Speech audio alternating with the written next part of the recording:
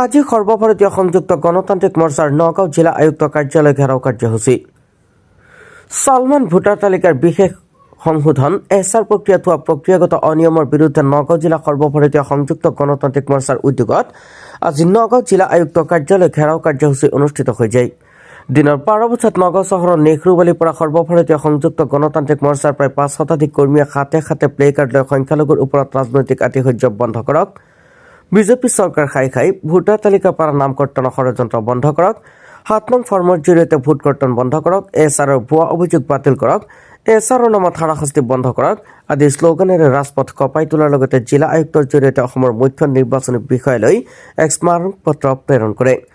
আজিৰ জিলা আয়ুক্তৰ কাৰ্যালয় ঘেৰাও কাৰ্যসূচীত সৰ্বভাৰতীয় সংযুক্ত গণতান্ত্ৰিক মৰ্চাৰ উপ সভাপতি তথা ধিং সমষ্টিৰ বিধায়ক আমিনুল ইছলাম, কেন্দ্ৰীয় সমিতিৰ সাধাৰণ সম্পাদক চম্পক কলিতা, ৰূপীঘাটৰ প্ৰাক্তন বিধায়ক আব্দুল আজিজ, মুজিবুৰ ৰহমান, নগাঁও জিলা সমিতিৰ সভাপতি মতিউৰ ৰহমান আৰু মৰিগাঁও জিলা সমিতিৰ সভাপতি ছিদ্দিক আহমেদৰ লগতে নগাঁও জিলা সমিতিৰ একাংশ বিষয়ববীয়া উপস্থিত আছিল।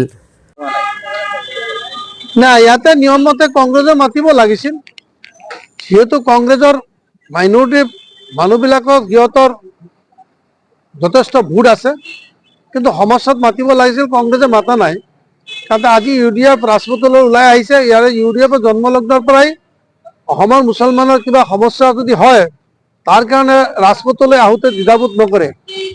আৰু যাৰ কাৰণে মই যোৱা 18 তাৰিখে জানুৱাৰীৰ 18 তাৰিখে মই এই দলত যোগদান কৰিছোঁ।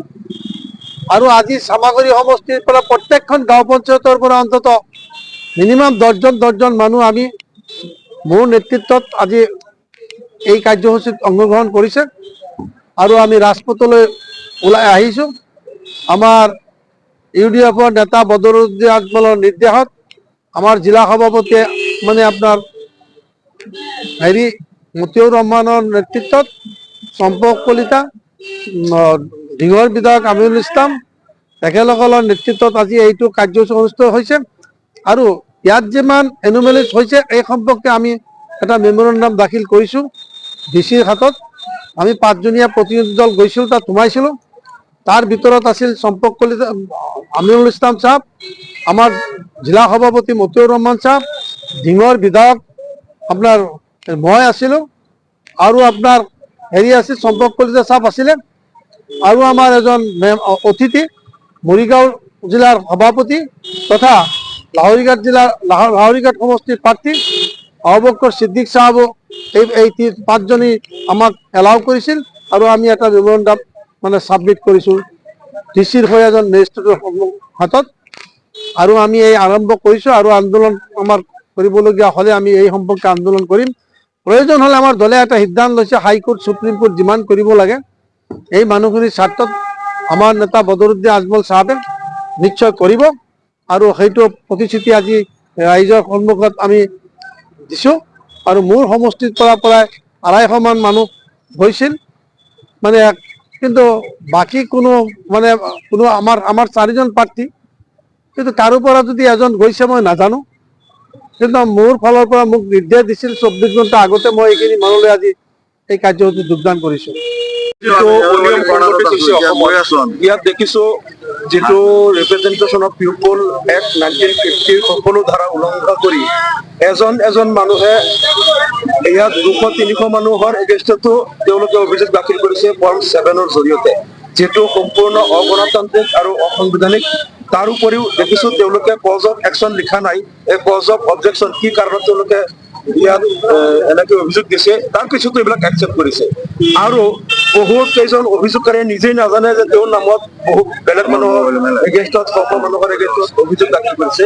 তেওঁলোকে আজি খোলাখুলিকৈ মিডিয়াত আহি কৈছে যে মোৰ নাম ব্যৱহাৰ কৰি মণ্ডল বিজেপিয়ে বা বিজেপিৰ অন্য কৰ্মকৰ্তাই মোৰ নাম ব্যৱহাৰ কৰি অবজেকশ্যন দিছে, মই এইটো নাজানো, মই কাৰো বিৰুদ্ধে অবজেকশ্যন দিয়া নাই। এইবিলাক অনিয়ম হোৱাৰ পিছতো আৰু উলিয়ামঘাটৰ পৰা আৰু বিভিন্ন স্থানত উচ্ছেদিত লোকসকল আজি তেওঁলোকে ভোট ট্ৰেন্সফাৰ কৰিব, কিন্তু তেওঁলোকে পাৰা নাই। ফৰ্ম 8 যোগে তেওঁলোকৰ নামটো ট্ৰেন্সফাৰ হোৱাৰ আগতে 7 নম্বৰ ফৰ্ম যোগে তেওঁলোকৰ নাম কৰ্তন কৰা হ'ল। এনেধৰণে বিভিন্ন অভিযোগ আছে। আৰু কিছুমান বহিৰাজ্যৰ মানুহক আনি যাৰ তাৰ ঘৰ নম্বৰত সোমাই দি পেলাই কিছুমান পৰিভ্ৰমী ভোটাৰক ইয়াত নাম সোমাই বিজেপিয়ে ভোট চুৰি কৰিব বিচাৰিছে। এইবিলাক অনিয়মৰ বিৰুদ্ধে আমি যেতিয়া আৱাজ উঠাইছো, যেতিয়া অসমৰ মুখ্যমন্ত্ৰীয়ে অনিয়মৰ বিৰুদ্ধে কিবা কাৰ্য ব্যৱস্থা লোৱাৰ পৰিৱৰ্তে তেওঁ কৈছে মই এইবিলাক কৰিব দিছো, মই হুকুম দিছো, মোৰ হুকুমত এই অনিয়ম বিলাক হৈ আছে, ভোট চুৰি মই কৰিব দিছো। গতিকে এগৰাকী মুখ্যমন্ত্ৰী হৈ পেলাই যদি তেওঁ ভাৰতৰ সংবিধান নামানে, আইন কানুন নামানে, এনেকে বেআইনী ভাৱে তেওঁ কথা কয় আৰু তেওঁ নিজেই এনে ইমান অন্যায় কৰি পেলাই বৈধ ভাৰতীয় মানুহৰ নাম ভোটাৰ তালিকাৰ পৰা কৰ্তন কৰা আৰু বহিৰাজ্যৰ পৰা অবৈধভাৱে কিছুমান মানুহৰ নাম অন্তৰ্ভুক্ত কৰাৰ নিচিনা কাৰ্যসূচী যেতিয়া এজন মুখ্যমন্ত্ৰীয়ে যেতিয়া কয়, তাতকৈ দুৰ্ভাগ্যজনক কথা আৰু একো হ'ব নোৱাৰে। এই মুখ্যমন্ত্ৰীজন তেওঁ অসমৰ ৰজা নেকি? তেওঁ অসমক নিজকে ৰজা বুলি ক'ব বিচাৰে নেকি? তেওঁ গণতান্ত্ৰিকভাৱে নিৰ্বাচিত হোৱা নাই নেকি? তেওঁ গণতন্ত্ৰক বিশ্বাস নকৰে নেকি? তেওঁ গণতান্ত্ৰিকভাৱে ভোটৰ প্ৰক্ৰিয়াৰ মাজেৰে তেওঁ যদি নিৰ্বাচিত হৈছে, তেওঁ কেনেকে ইয়াত বাহুবলী এজন মুখ্যমন্ত্ৰীৰ নিচিনা, এজন ৰজাৰ নিচিনা, ৰাজতন্ত্ৰৰ নিচিনা এক নায়কত্ববাদী কথাবিলাক কেনেকে কয় যে মই হুকুম দিছো, মোৰ হুকুমত ভোট চুৰি হৈ আছে আৰু ইয়াত অসমত যিবিলাক এনেকুৱা অভিযোগ বিলাক হৈছে এইবিলাক ময়ে দিছো। মিয়াৰ বিৰুদ্ধে আমি এনেকেই জ্বলাই থাকিম, মিয়াক কষ্ট দিবই লাগিব আৰু মিয়াক কষ্ট দিবলৈ আপোনালোকে দি থাকক। আনকি তেওঁ